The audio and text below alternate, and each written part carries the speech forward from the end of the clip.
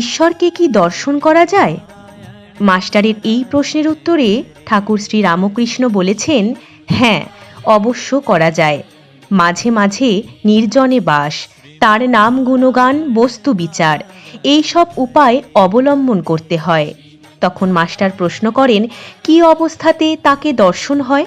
তখন ঠাকুর বলেন, খুব ব্যাকুল হয়ে কাঁদলে তাকে দেখা যায়। মাগ ছেলের জন্যে লোকে এক ঘটি কাঁদে, টাকার জন্য লোকে কেঁদে ভাসিয়ে দেয়, কিন্তু ঈশ্বরের জন্য কে কাঁদছে? ডাকার মতো ডাকতে হয়। ব্যাকুলতা হলেই অরুণ উদয় হলো, তারপর সূর্য দেখা দিবেন। ব্যাকুলতার পরই ঈশ্বর দর্শন। তিন টান একত্র হলে তবে তিনি দেখা দেন। বিষয়ের ওপর টান, মায়ের সন্তানের উপর, আর সতীর পতির উপর টান।